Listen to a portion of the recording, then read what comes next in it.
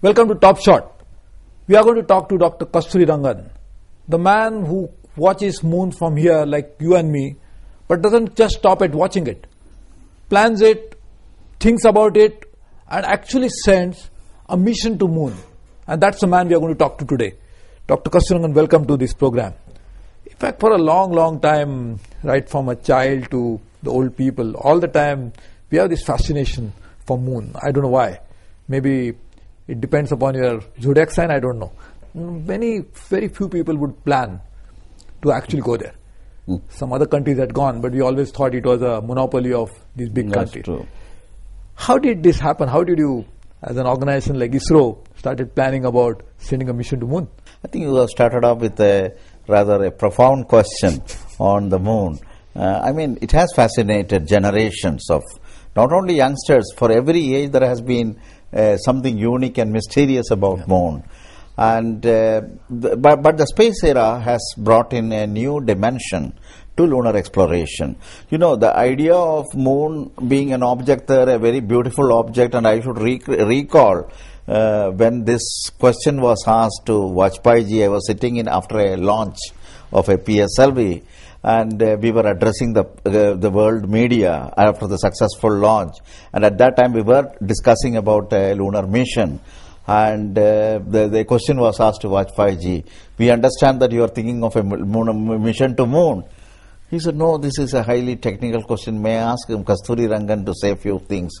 I said, actually, Prime Minister is the most appropriate person at this juncture because we know very little about the moon except the poet's imagination, and Vajpayee is a poet. So he is the one who can really answer this question. But anyhow, I would articulate a little bit about what we are thinking about the moon. I'm just telling you that's a kind of a fascination that people had. But so far as the space is concerned, it is one more effort to bring in the best of the technology to understand this very interesting object. So Americans did it with initially unmanned missions, and then they went with manned missions. Neil Armstrong, Buzz Aldrin, they all stepped onto the moon.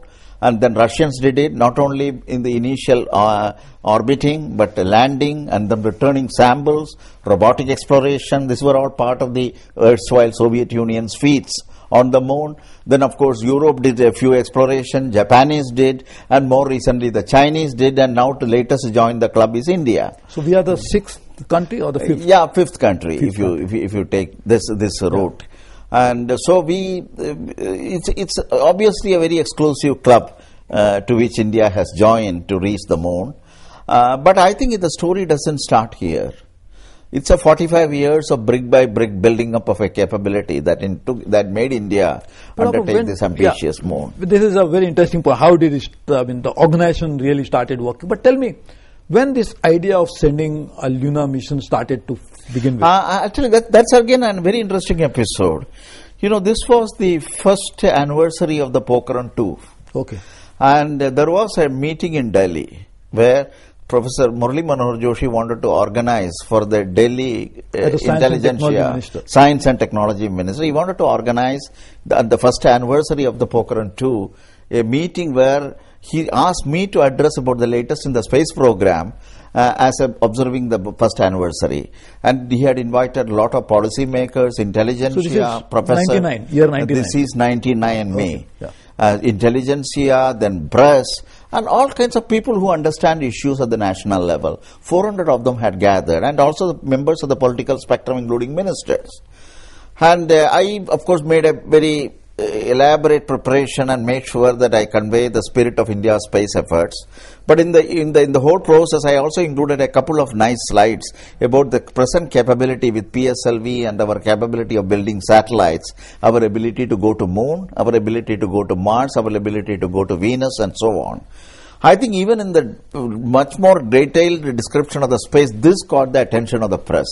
The next day it was all over in the paper, India eyeing for moon. That became the news. And there has been a tremendous response to the whole thing.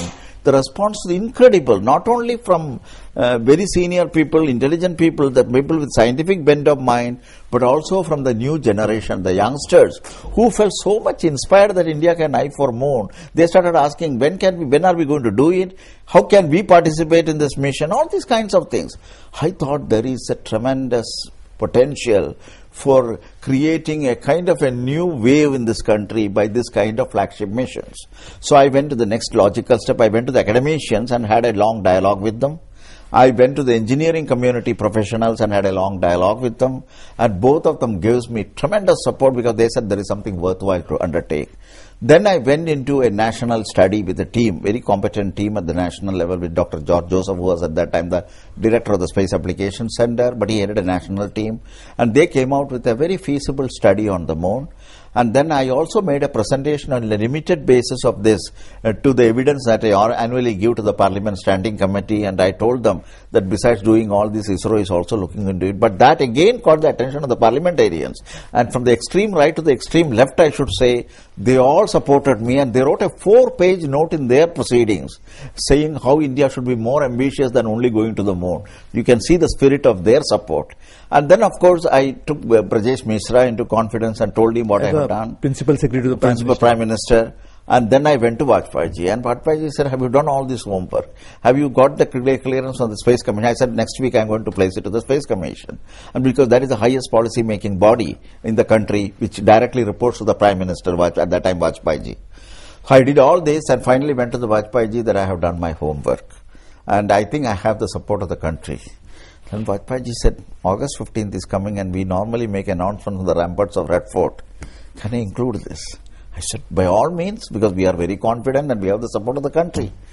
Then he said that, yes, I will do that, and he announced it, that India will now make forays into planetary exploration era. Was this 2000, year 2000 this or 2001? This is 2003, August 15th. Okay. And he called it Chandrayaan. There is another interesting thing on this, Suresh. He called it Chandrayaan 1. We had said it as Somayana, as the word.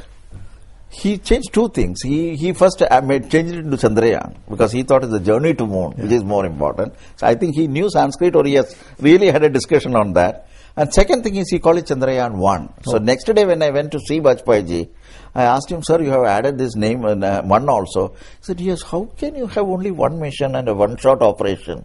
We need a long-term perspective. So it is Chandrayaan 1. So this is the way in which Vajpayee looked at it. And I think thus was born a major mission for this country in undertaking and entering into an era of planetary exploration. But Doctor, I'm really, while talking to, I'm now trying to understand the sequence of events. From 99, your first thought came in, yes, to 2003, that's when the right. Prime Minister could announce it on the moon. I mean, Right. about the moon. 4 years. Yes. Just 4 years. That's right. And then now, just about Next 5 4 years from then, Yes. we have been actually sent it there.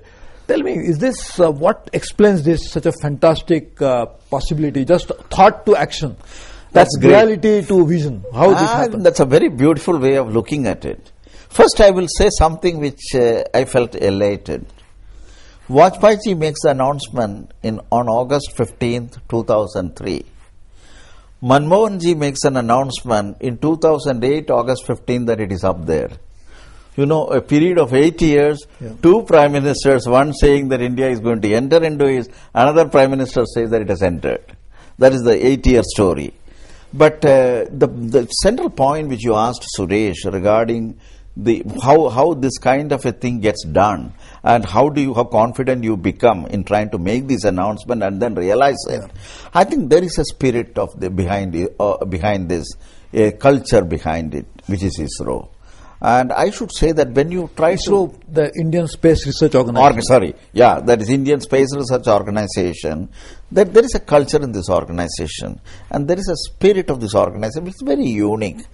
When we tried to do this announcement, 4 years of homework, we did all the aspects of the study of how to reach moon, what kind of scientific value is there, what kind of technological challenge is there, what could it mean to an international community and India's own position in the International Committee of Nations, and then how it can inspire a new generation. All this went into the thought of formulating this strategy, working out the details, assessing the money that is needed, and the type of resources that we need to put, and a rough time frame in which it can be done. This was all analyzed to nitty-gritty details. All in-house by All ISRO? in-house by the ISRO team. The scientific input also came from the scientific community of the country. That's a really an Indian that is effort. like Tata Institute of Fundamental Research and many other institutions in the country contributed to the scientific objectives of this. All Indians. All Indians. So this is at a that time. real Indian indigenous effort? That's right, when it was formulated. But then we made a small provision in the spacecraft that we can also invite proposals from abroad and allow them to join this mission if they have small instruments which can make a lot of value to the overall mission. So we made an announcement of opportunity across the world. United States responded, Europe responded, and so we had several proposals coming from these places. And finally, 2 instruments from United States were chosen, one from the Propulsion Laboratory and another from the Johns Hopkins University. Then we had one from the Rutherford Appleton Laboratory. Then we had one from Bulgaria, 2 from ESA. So 6 instruments came from Europe and 5 instruments came from India. So ultimately, the conglomerate of 11 instruments that are flown on the Chandrayaan-1 is a mix of both international participation and an Indian participation. But the mission is Indian, conceived by India, executed by India, and therefore all that the success that we got, it owes to the Indians and the engineers and the scientists who are responsible for doing. So you feel very proud that your baby is now fostered and become a running child? Absolutely. I feel thrilled at the fact that you can do homework, you do the homework right, and you look at all the aspects, and you are then endowed with the success of this kind. So, Doctor, you mentioning about ISRO as an organization which produced such a miracle, and the movement of which all of us are so proud of. It was all created by ISRO. What's that culture in ISRO which really makes it happen? What is that really makes it click like this? I think it's a very, very interesting question because there is something unique. I have also found, and I have also found it only by contrast, by looking at many other systems that work in this country and which has also to deliver goods in several ways, whether it is science and technology, whether it is in industry, whether it is in the world of other areas where you have to develop and deliver. We have different kinds of approaches for doing it. Now, what is uniqueness about ISRO? There is a question. First of all, as I said, that it was created by people who had a vision of India, Dr. Vikram Sarabhai. Then came, and the vision of India, he didn't visualize this program. This was within 3 to 4 years of launching the Sputnik on October 4, 1957. He started thinking about India's role and the India advantage that India can take from the vantage point of space and its implications on the development of the country within 4 years of the launching of Sputnik. And he had, of course, a culture which was very unique. He just didn't only discuss with India. They discussed with the individual. At the time of formulating a program and a project, you should get the best of the input across the world. It should not be time-trodden path. It has to be innovative, and it can be a trailblazer. So, if you want to do that, the topmost intelligentsia across the world has to participate in defining what you want to achieve. Achievement is your definition, but the route to achieve and the methods you adopt, I think the best intelligentsia, Sarabhai got that in. He had links with Massachusetts Institute of Technology. He got some of the best professors to discuss about the approaches of dealing with it. Experiments like satellite instructional television experiment, one of the largest sociological experiment ever conducted using a space system in 70s. Came out of those discussions at MIT, which he translated here. Oh. This is the MIT Media Lab. They did that.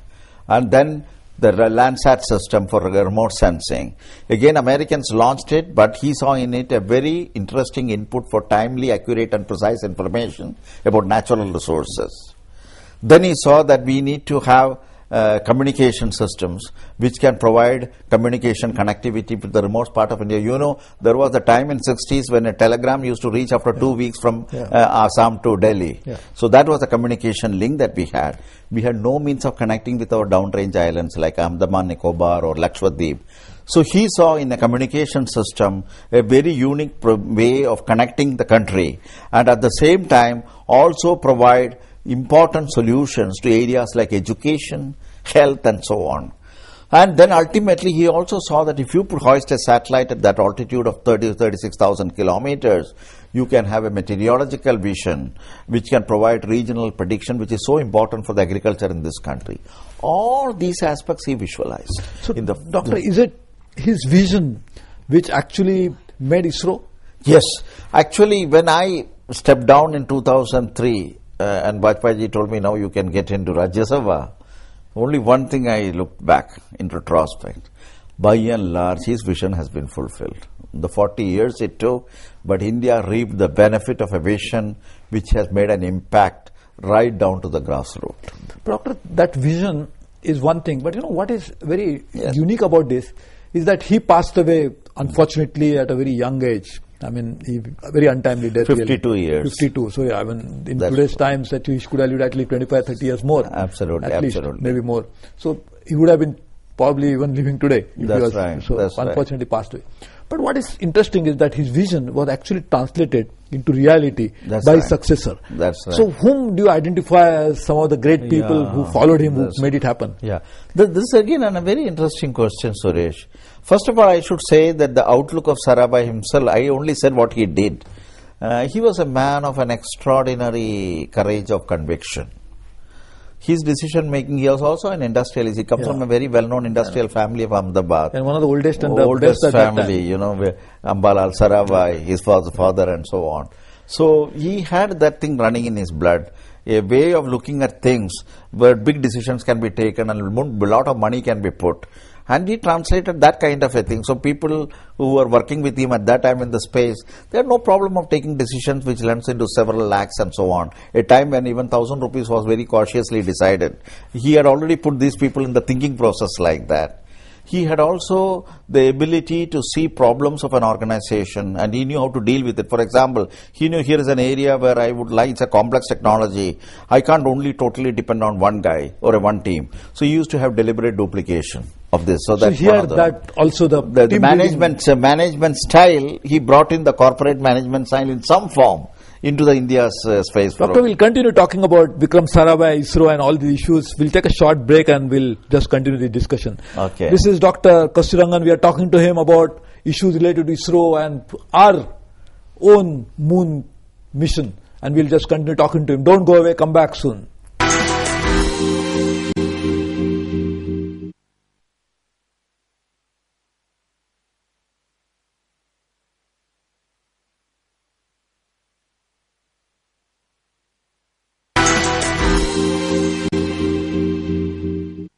Welcome back. This is Suresh Prabhu talking to you and talking to Dr. Kasturirangan about his vision about space and technologies related to that. Doctor, you are talking about the first founder chairman of ISRO, that's right. Vikram Sarabhai, and I could see a different type of facial expression. I mean, does it touch your heart when you talk about him? Yes, yes. He was looking after and he founded the Physical Research Laboratory, which in a sense is the cradle of India's space program. Everything got conceptualized there. And I joined there as a student way back in 1963-64. And PRL was in a takeoff stage now because it was also trying to handle the space program's original concepts and also the first steps that we were taking in the space. And, I had this very unique privilege of knowing him at that point when I was just a student. And he was already a hero. He was already a hero and he was so well known nationally, internationally.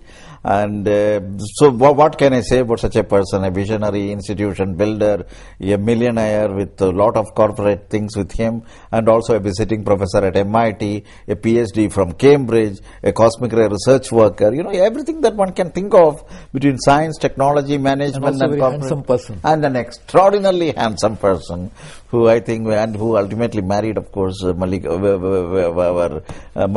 Sarabhai, a well-known danceuse.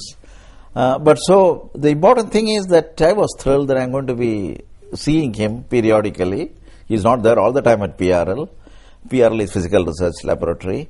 And one of the early experiences of me, which is still very much in my mind and which really brings out his own outlook about youngsters and how to rear them into future leaders and motivate them. It's something very much. I will just share this with you. This was, we were just building, myself and two of my colleague students. We were building a small instrument to fly into that upper atmosphere to look at the radiations that come from outside the Earth. You call it as cosmic radiation.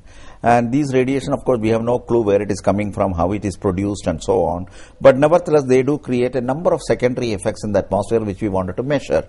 So we built an instrument, a Jaeger-Muller counter, as you say. These are radiation detectors, instruments for shaping it, producing the necessary pulse processing circuitry for electronics, and then ultimately you transmit it with a small transmitter which is also built into it, tag it onto a balloon, inflate it and fly it into upper atmosphere. It will go up to 30-40 kilometers and it starts returning the data from there by transmitting the information. It's a very unique experiment because the first time that we were trying to use a transmitting system using balloon. And we were ready on the appointed day, and then we went into a small field behind the Physical Research Laboratory in Ahmedabad to fly this. We had to do it early in the morning because you have these winds which will make it difficult to hold the balloon if it is inflated later in the day. So we started the work at 4 o'clock early morning. By 5 o'clock we were all set to go, and there appeared Sarabhai. And in the meanwhile, we were finally plugging in the transmitter to make sure that we get the signals properly, and I find suddenly that there is some interference. And this interference was internally generated. And I can tell you that is a kind of a thing that one would detest to have in the last minute in any experiment. And that's what happened ultimately. We started struggling, myself and two of my colleagues, to see whether we can overcome this problem, doing filtering and so on. We were not in a position, and we see that the boss was looking at us all the time. He had come at 4:30, 5 o'clock just to inspire us and encourage us. And then he saw our dilemma. Kasturirangan, I think this is not an area which you should just try to solve it in the field. You have to take it back to the laboratory. I think you are going to have a very challenging day today looking at this problem. I can also tell you it's going to be very interesting because by evening you would have learned 10 times more than if you had flown the balloon succeeding with putting this payload. Because there is a problem there, you're going to get into the nitty-gritty detail, you're going to solve it, and in the whole process of solving it, you are going to learn, and you will be much more knowledgeable than ever you would have been if you had successfully flown it today morning. And he said, therefore, I suggest you go. I will come back next week. I'm not here tomorrow. I'm sure you're going to have a good flight. And I will ask you how things went. And I'm sure it's going to be a success. We were greatly relieved. We went back. We solved the problem. Next day, we flew it successfully. We got 4 hours of data. Everything happened. And that Sunday, he normally comes on Saturday, Sunday to Physical Research Laboratory, Sunday morning. And if you want to catch him, best thing is to stand near the staircase when he comes up and just say, hello, sir. And then he will remember everything. And he said, how did the experiment go? I told him it went off well. Where did it go? I said that it went towards Virangam. And he asked, did you get the payload back? No, sir, I think it has gone into the sea. Oh, it's fine, but when are you going to give me a party? Now, this, you can just imagine this where is he something is. You are trying to talk about what makes ISRO click. You think something, the spirit of ISRO, is it something? This is embedded, yes. This episode tells you how he encouraged us, inspired us, and made us look at problems not as a liability but as an asset, and how you look at the problem to be a stepping stone to success. Doctor, normally in India, we have this attitude which has become now national characteristic, in which we take things very easy. If whatever happens, we say it's hone wala hi hai, and then we say there is something wrong. We say, chalta hai, no problem. But in case of your type of organization, even 0.0001% of error is not tolerable. For a simple reason is that you can't send a mission to moon if all this chalta hai would have been possible. Now you just tried to explain earlier that all this is done by an Indian effort, Indian scientists, Indian mind, Indian brain, Indian people. The same Indians, that's right, in some walks of life would be willing to do chalta hai.